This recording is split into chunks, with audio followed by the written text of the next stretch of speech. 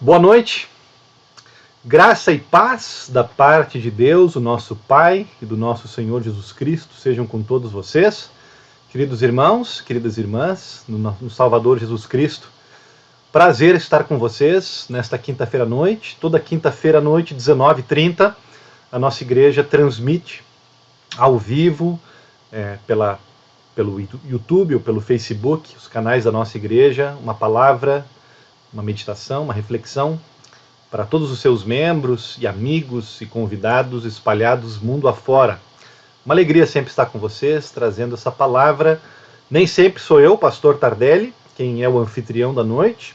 Às vezes nós temos convidados, sempre uma fonte de bênçãos para nós. Mas nesta noite do dia 25 de novembro, estou com vocês aqui com muito carinho. Dia de Ação de Graças. Feliz Dia de Ação de Graças, uma data muito importante para os cristãos e uma data muito importante para nós aqui da Igreja Evangélica Luterana Cristo Redentor do Rio de Janeiro. Nós que estamos aqui em Copacabana, aqui é a nossa igreja, a nossa sede, nosso ninho principal, mas também já temos nosso ponto de pregação, nosso ponto missionário na Barra da Tijuca e também na cidade de Nova Friburgo. Então temos nossos membros espalhados também nessas localidades. Meus queridos, sejam muito bem-vindos. Estamos começando, como praxe, com um louvor. Convidamos vocês a cantarem junto com a gente ou escutarem essa canção, que fala já do tema de... Tudo que tens feito, tudo que vais fazer, tuas promessas e tudo que és, eu quero te agradecer com todo o meu ser. Tudo que tens feito, por tudo que vais fazer, por tuas promessas e tudo que és, eu quero te agradecer com todo o meu ser. Te agradeço, meu Senhor. Te agradeço, meu Senhor. Te agradeço por me libertar e salvar, por ter morrido em meu lugar. Te agradeço, Jesus, te agradeço, eu te agradeço, te agradeço.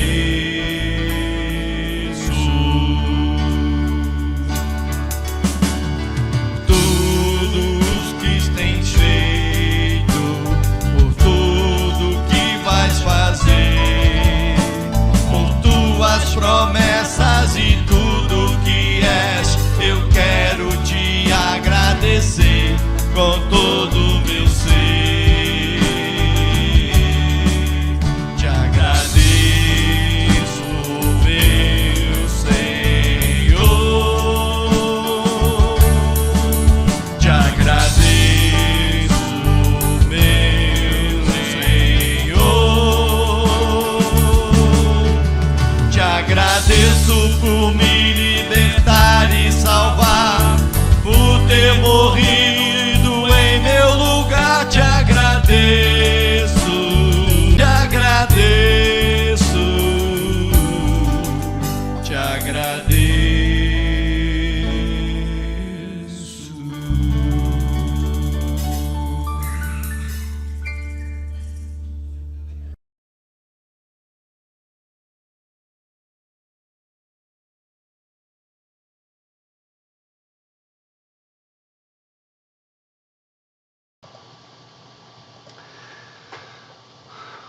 Muito bem, o nosso tema desta noite, gestores do dinheiro, segundo a lógica do reino de Deus, segundo a lógica da graça de Deus. Por que esse tema?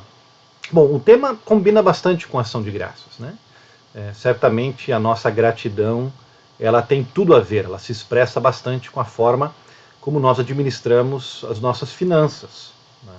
As melhores formas de nós sermos gratos é com o nosso coração, com o nosso bolso, com os nossos tesouros, com os nossos bens, sermos generosos e colaboradores, né? E ofertantes no seu reino. Também o tema tem a ver com um tema maior que nós estamos trabalhando no mês de novembro aqui na igreja, que é o tema da mordomia cristã. Muitos de vocês já sabem disso, estão familiarizados com isso.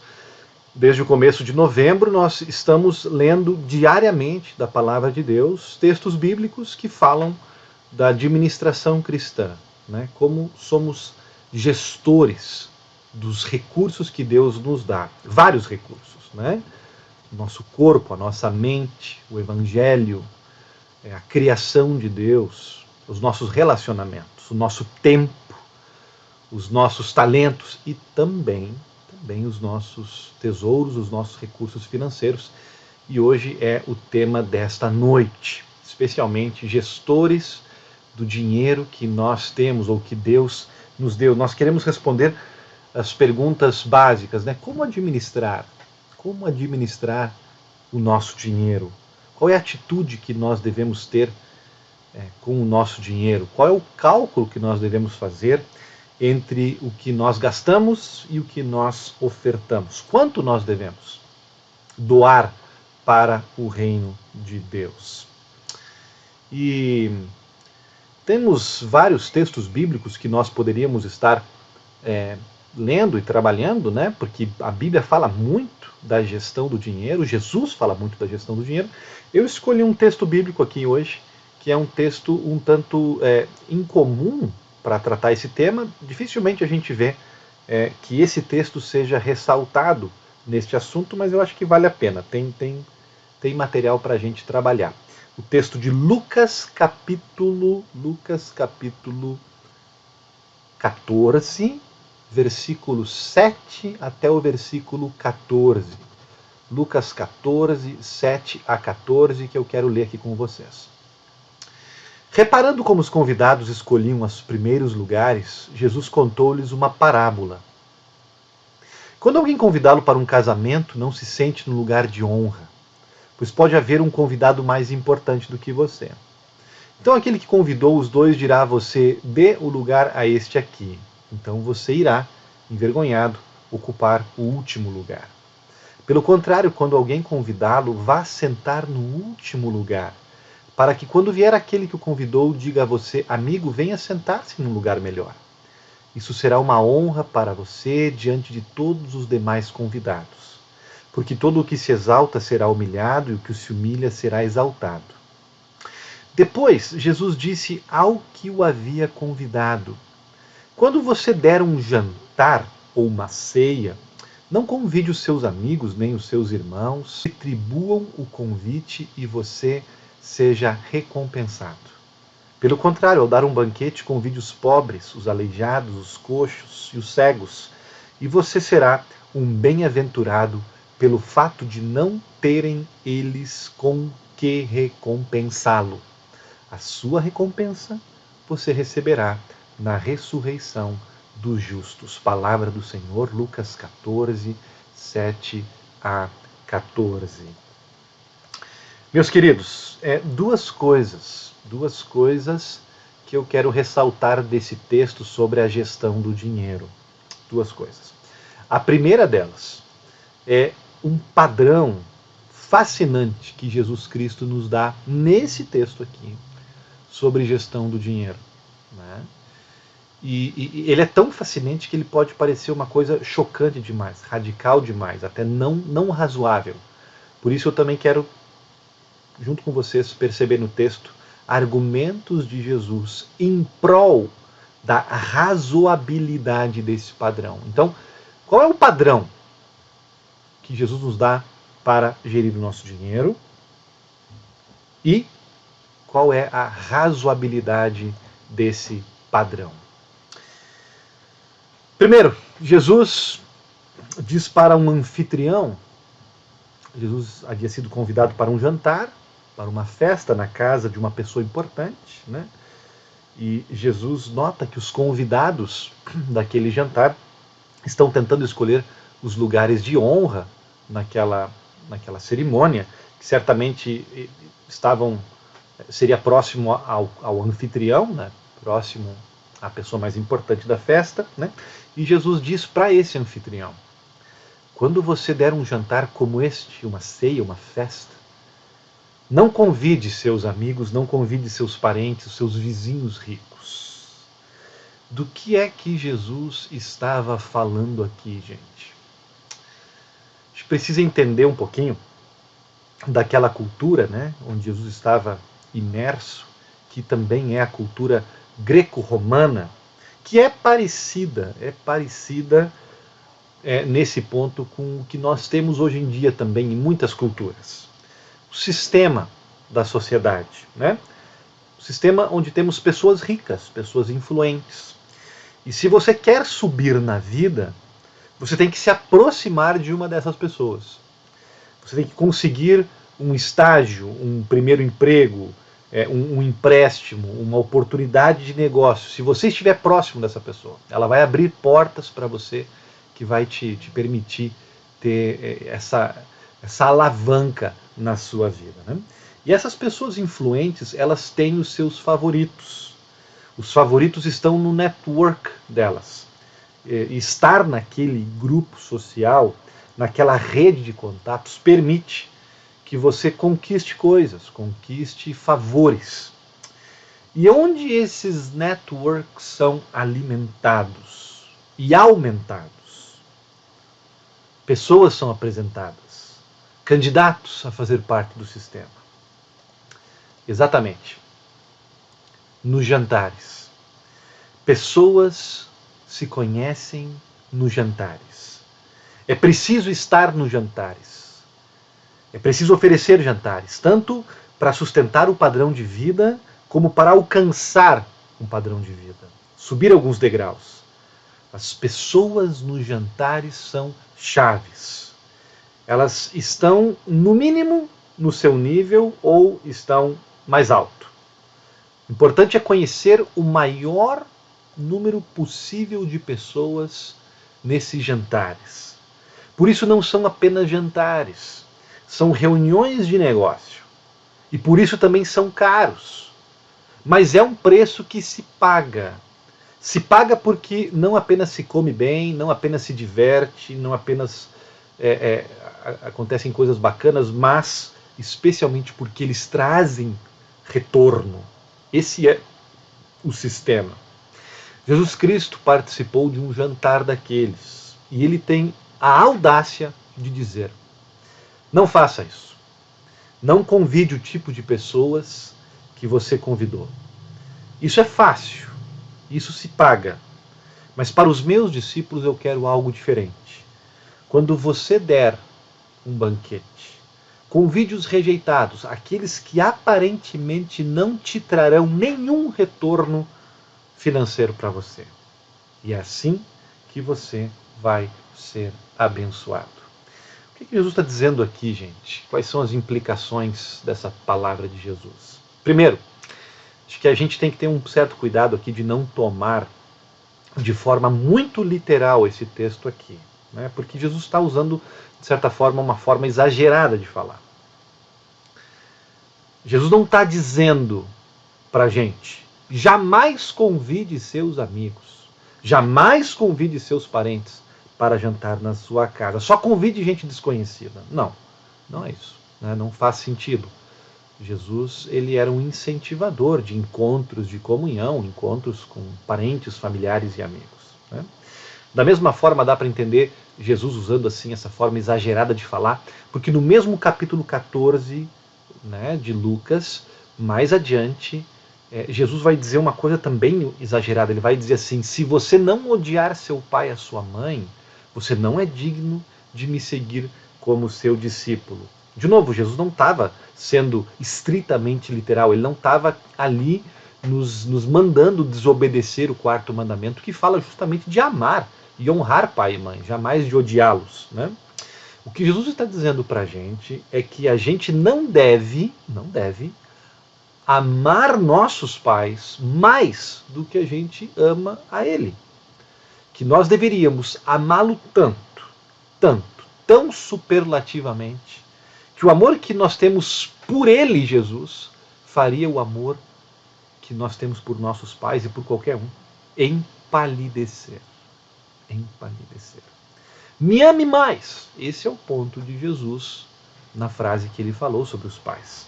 Ou seja, nesse contexto aqui dos jantares, né? Ele não está dizendo não faça jantares para seus amigos e aliados e sócios. Ele não está dizendo isso. Não faça festa, não receba pessoas em casa, não tenha amigos, não faça as coisas necessárias para você manter o seu lugar na sociedade, o seu lugar no seu círculo de amigos e na sua família. Não tenha recreações, não compre roupas, não viaje. Jesus não está proibindo isso, gente. O que ele está dizendo é: o que você oferta para a pregação da palavra, suas ofertas para a igreja, que proporcionam que as pessoas recebam vida espiritual, vida eterna. E o que você oferta para a caridade, para a ação social de alguma instituição, que vai proporcionar que as pessoas recebam vida material, uma ajuda financeira no momento de dificuldade. As suas ofertas, seja para a igreja, seja para a caridade, devem ser muito mais, superlativamente maiores que o dinheiro que você gasta em jantares, em festas, em distrações, em reuniões sociais, em recreações, em roupas, em viagens. Porque é o que aquele jantar representa para nós. Naquela época as pessoas não tinham tantas opções como temos hoje. Tudo que eles tinham para gastar o seu dinheiro eram, de certa forma, jantares festivos. Repito, tá, gente? Jesus não está dizendo que você não pode gastar o seu dinheiro em você mesmo, mas que você deve gastar muito mais em ofertas para a pregação do Evangelho e para o alívio das pessoas carentes da sociedade. Como é que a gente pode traduzir isso em padrões, né? Quais são os padrões que Jesus está nos dando aqui, né? Um primeiro padrão, né? Um primeiro princípio é o princípio da prioridade.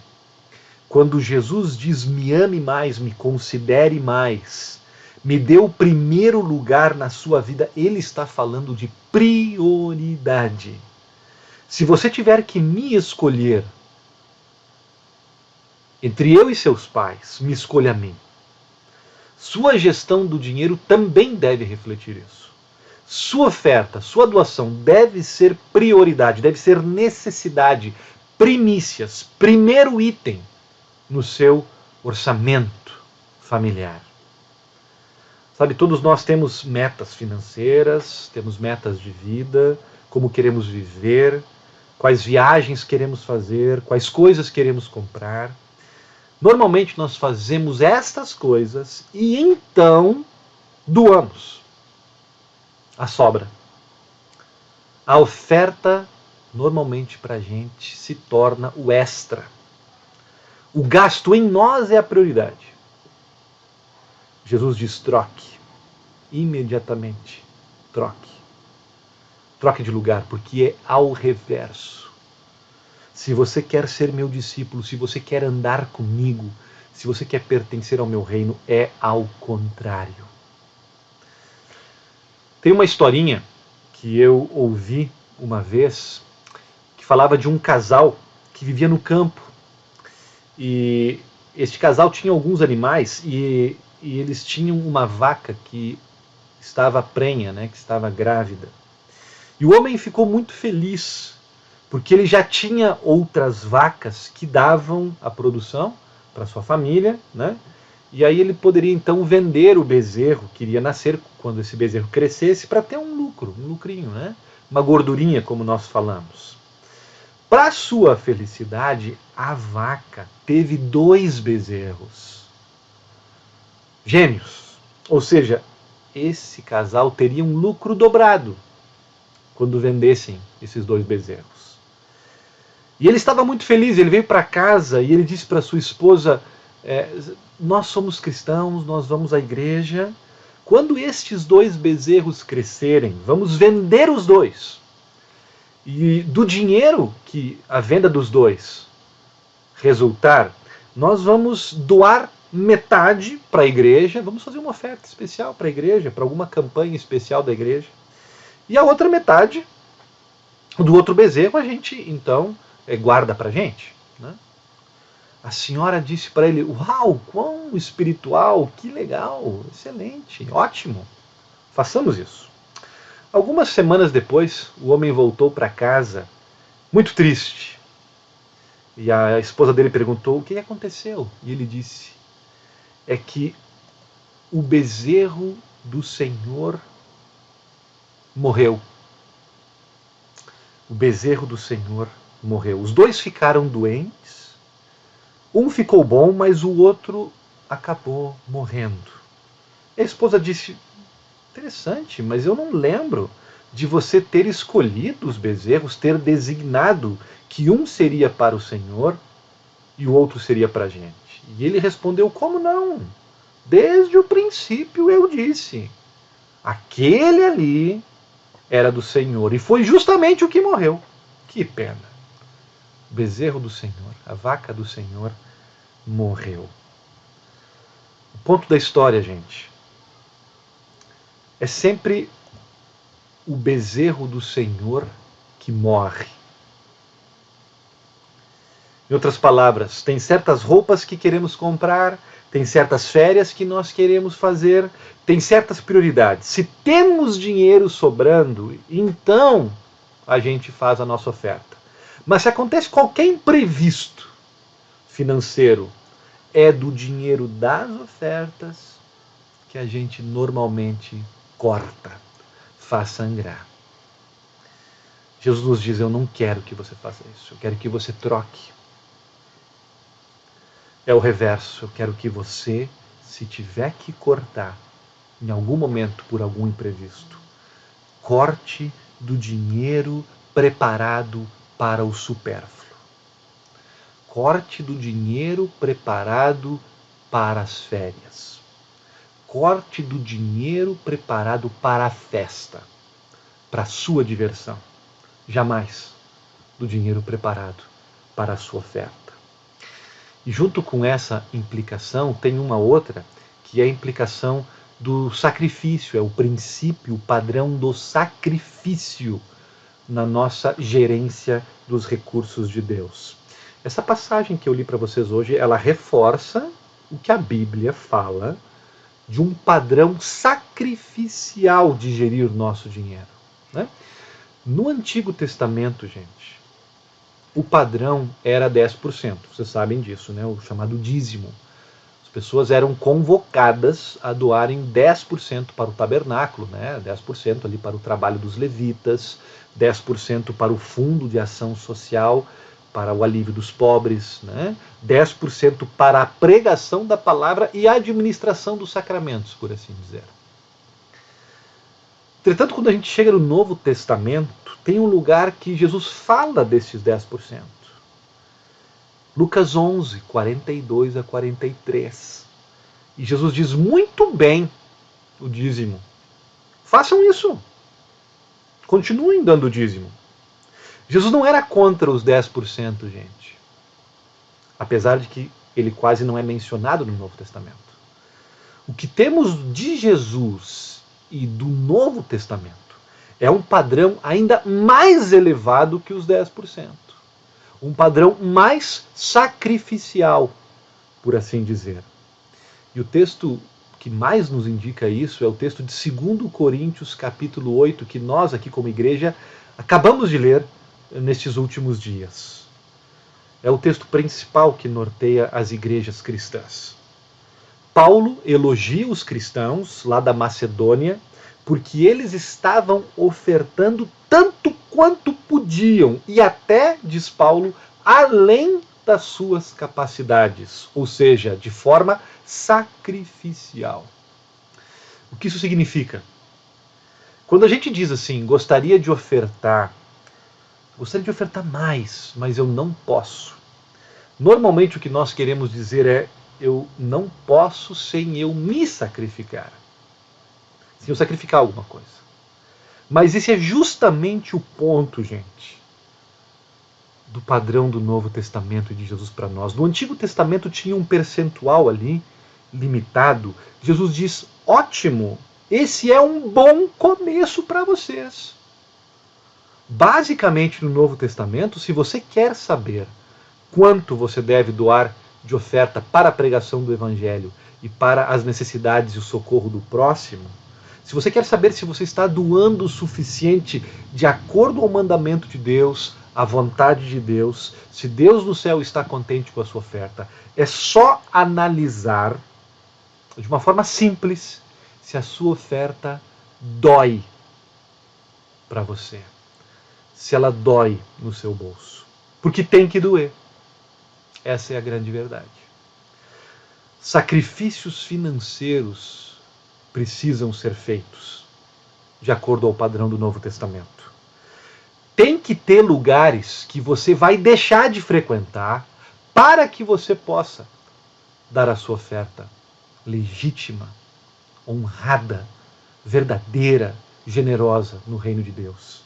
Tem que ter coisas que você vai deixar de comprar. Você queria comprar, mas vai ter que deixar de comprar.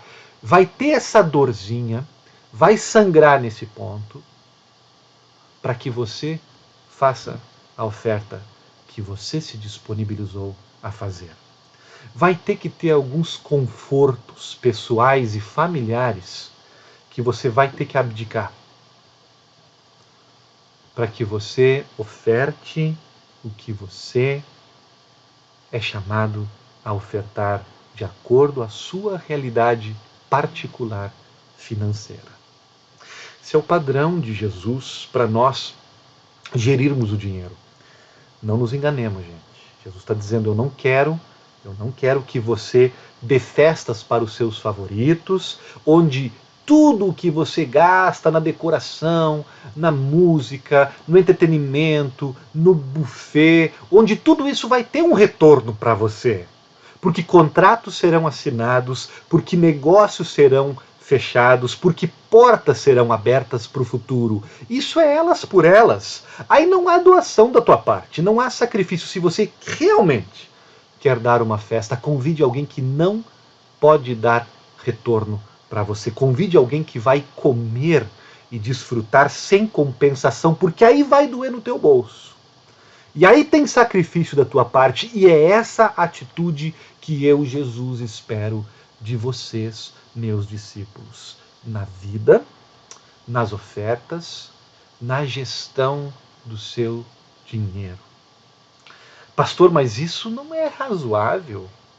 É chocante demais, é radical demais. Pode ser,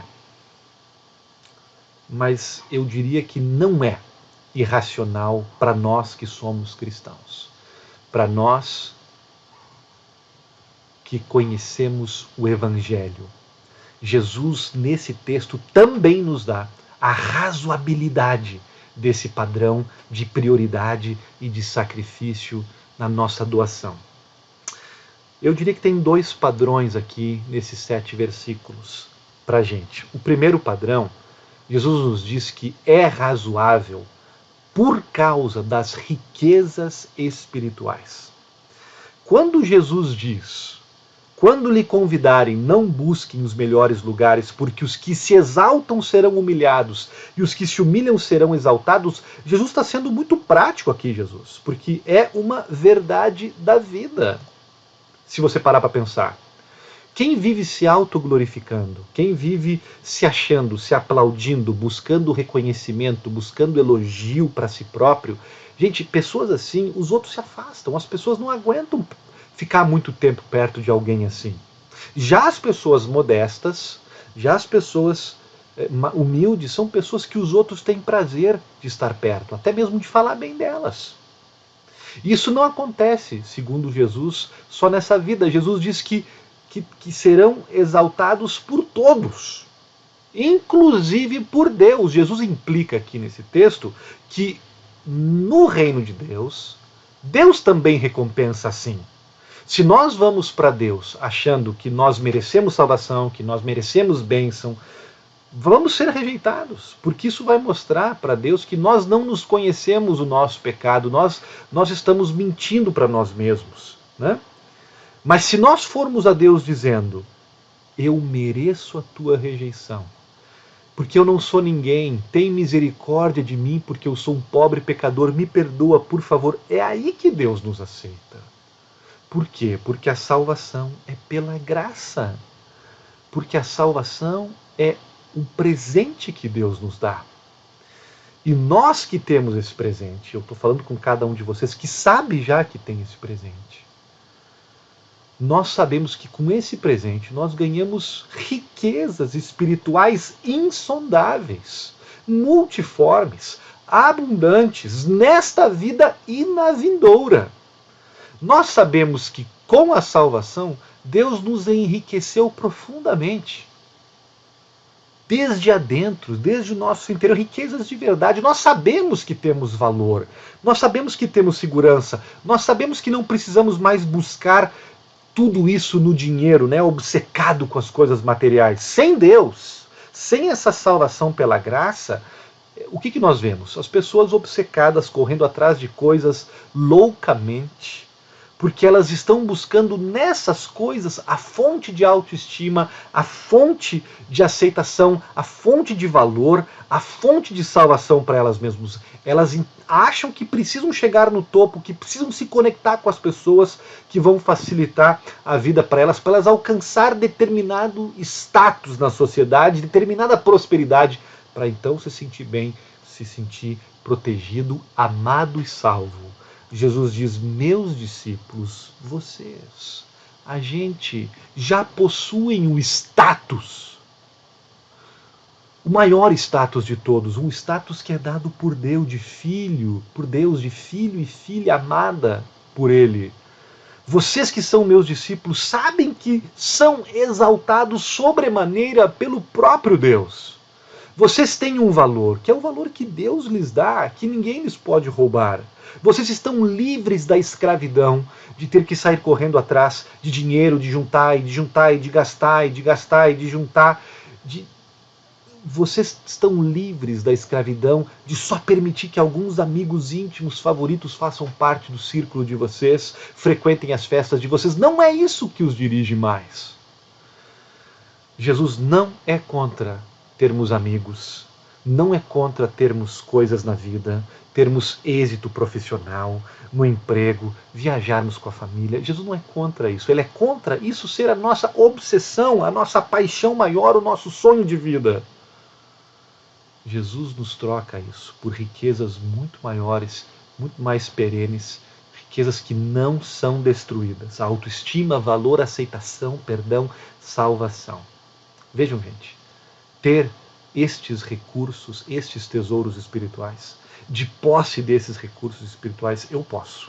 É razoável que eu me dedique de corpo e alma na generosidade de doar do melhor que eu tenho, das primícias que eu tenho, de fazer do reino de Deus, da minha oferta, a prioridade do meu orçamento, de fazer das coisas do reino de Deus o meu prazer, o meu sacrifício, que eu faço com o maior prazer possível. E um outro detalhe no texto que nós vemos, que é um outro argumento que Jesus dá, conectado a esse, que é quando ele diz que é razoável gerirmos o nosso dinheiro dessa forma por causa, olha que interessante, por causa justamente da ressurreição. Da ressurreição. A gente muitas vezes não oferta como deveria, não doa como deveria, não vive com esse desprendimento com relação aos bens materiais como deveríamos. Pode ser que a gente faça isso muitas vezes porque a gente pensa que se a gente fizer, se a gente investir e ofertar dessa forma, a gente vai acabar perdendo alguma coisa da vida, sabe? A gente de certa forma vai perder algo e aí logo quando a gente morrer tudo vai se acabar e a gente tem que fazer alguma coisa antes que a gente morra, né? engaste, né? Invista, faça coisas hoje antes que você morra, porque você vai perder tudo, né? Ou então a gente pode chegar a pensar que a gente vai ter um tipo de vida eterna que é sem graça, que é desencarnada, que é sem consciência, que é flutuando como almas penadas por aí, sem aventura nenhuma, sem experiência nenhuma, sem coisa nenhuma interessante, fascinante, divertida para fazer. Vocês estão errados se vocês pensam assim, diz Jesus. Porque o meu futuro para vocês é cheio de aventura. Porque o meu futuro para vocês é cheio de diversão, é cheio de experiências, é cheio de prazeres. Vocês terão corpos ressuscitados, como eu tive o meu corpo ressuscitado. Vocês farão coisas muito divertidas por toda a eternidade. Você não precisa viver a sua vida agora com o tipo de uma bucket list que tem que fazer tudo isso e gastar tudo isso porque você só tem essa vida para viver. Você não tem apenas essa vida para viver. Você tem a eternidade diante de você e é uma eternidade como alguém ressuscitado. É o que Jesus diz no versículo 14. O reino de Deus eterno é para você com o seu corpo ressuscitado. O reino de Deus é para o seu corpo ressuscitado uma grande festa. Uma festa que não tem hora para acabar. Podemos investir, podemos ofertar, podemos ser atentos com a doação do nosso dinheiro, seja para a pregação do Evangelho, seja para o socorro das pessoas que estão necessitadas, porque esta vida é apenas um gostinho do que há de vir. Podemos não ser recompensados nesta vida com tudo o que nós ofertamos no reino de Deus, mas cada centavo que você investir no reino de Deus redundará em bênção e será recompensado. É promessa de Jesus. Vocês serão recompensados na ressurreição. É razoável, se você parar para pensar. É razoável.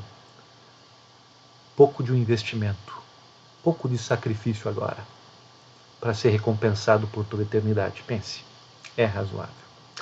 Queridos irmãos e irmãs, essa palavra de Deus para nós nesta noite, clara, direta, pontual, é um convite a cada um de você. Se você, meu querido irmão e minha querida irmã, está me ouvindo hoje e já oferta como o primeiro item do seu orçamento, né? Prioridade, primícias, né? E se você até mesmo oferta passando por cima dos 10% e indo além, se dói no seu bolso o que você doa hoje para a igreja e para múltiplas causas humanas, humanitárias, parabéns, continue assim como seu pastor ou como um pregador da palavra, caso você não seja uma ovelha do meu rebanho, eu incentivo você a continuar, extravase, siga em frente.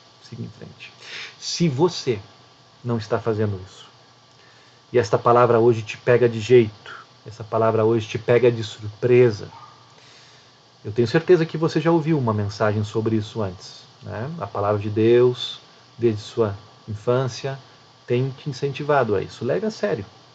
Não brinque com essas coisas. Não brinque, não compartimentalize a sua fé e a sua experiência cristã, tipo assim, eu deixo Deus mexer aqui, eu deixo Deus mexer ali, mas eu não deixo Ele mexer no meu bolso. Né? Até mesmo dando desculpas esfarrapadas, dizendo, mas as igrejas são assim, as igrejas fazem aquilo, fazem isso, fazem o outro. Né? E claro que tem muita igreja, especialmente seitas, especialmente organizações financeiras malignas, pecaminosas, que não administram bem as finanças e acabam manipulando e assaltando os fiéis. Mas provavelmente você faz parte de uma igreja séria, luterana ou não, que administra com muita fidelidade e transparência cada centavo que você oferta. Não deixe de fazer sua oferta porque você está questionando abusos que acontecem aqui e ali. Leve a sério essa palavra. Troque de Jesus. Troque. Prioridade. Tire a oferta do item número 27 da tua planilha de Excel. Puxe lá para o item número 1. Tire o hábito, troque o hábito de dar a tua oferta no último dia do mês, quando você olha na sua carteira e aí não tem mais nada. Só o resto. Não faça como Caim. Não faça como Caim.